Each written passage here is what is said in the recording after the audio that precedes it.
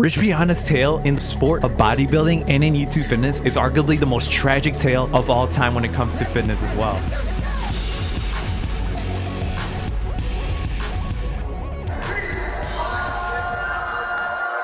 Live! Ladies and gentlemen, welcome to episode 2 of Fitness After Dark. Episode 2, we're talking about the sad, crazy tale of Rich Piana. Now, last week we kind of briefly touched over his YouTube career as well, but let's talk more about his career, the ups, the downs, unfortunate passing. Let's talk about all of that. Now, to give you an idea, it's 2010, you get home from school, you go on YouTube, you look up fitness content. Two guys will headline that for you. It is the Hodge twins and Rich Piana, no doubt about it. Rich Piana had, I think, still to this day, some of the funniest content you will ever see on YouTube. His Bigger by the Day series is probably the most hilarious, uncut, brutal look at what it takes to become a bodybuilder and to get to that next level that you need to succeed. I still watch it to this day, to be honest. It's so fucking great. If you guys get the chance to it, there's like, I believe around 40 to 50 episodes of his Bigger by the Day series, which is mostly just like a vlog kind of show as well. It just mostly goes over what he's taking supplement wise, right? His diet, his workouts. And what's even crazier is he actually takes a deep dive into the type of steroids that he was taking in order to get his size that he was having at the time and what he was going to take to get even bigger overall. It was crazy. If you were to ask someone to sum up YouTube fitness before 2018, 2019, 2020 when it really blew up, Rich Piana, no doubt. Last week when we actually talked about the video where he was having some sort of overdose, it turns out, now looking deeper into it, it was rumored to be opioids that he was actually overdosing from, and his first wife, an Icelandic bodybuilder named Sarah, who was actually the cameraman, I think, believe between 2015 all the way to when they divorced, unfortunately, all the way in 2016. She recorded the whole thing. When the video got leaked, a lot of people were absolutely going like, why would you upload that? And what's even crazier is that the opioid addiction that Rich was, or was rumored to be, facing at that time is actually something that a lot of bodybuilders unfortunately become addicted to throughout the course of their careers. And it's a really sad thing that occurs, unfortunately, in the sport today. Or throughout his videos, you actually find out the mantra he has throughout his life, which is do what it takes. It's a mantra that absolutely accelerates what you want to do in life. Do what it takes means going after what you want, and no matter what comes your way to get at that goal. It's probably one of the most powerful things that was being said throughout his channel, and it's something to this day I still never forget. Day to day, man, it's always in me, bro, to go ahead and practice. Just do whatever it takes. Go after what you want. There's nothing better. Nothing's gonna stop you for that, man. Absolutely nothing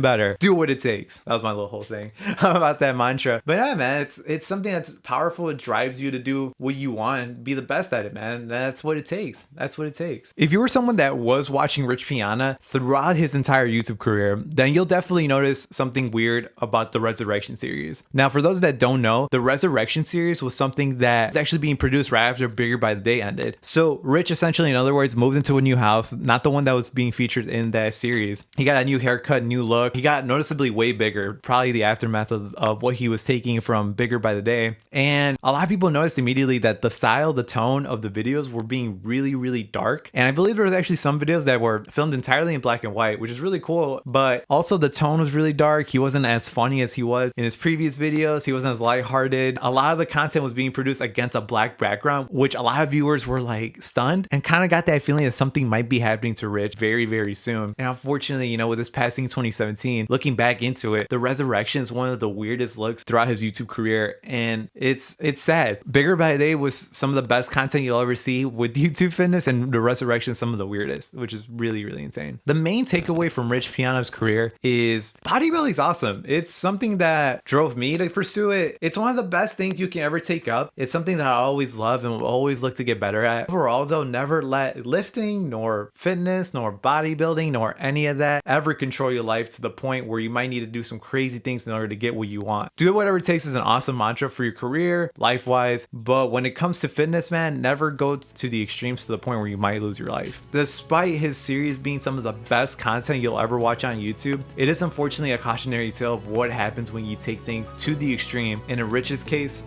he unfortunately did take his life. So rest in peace, Rich Piana. His content will forever be etched in history on YouTube fitness, being some of the best things you'll ever watch. And if you guys want to check out more awesome old school bodybuilding content, be sure to check out the 2 videos here. Peace, broskies.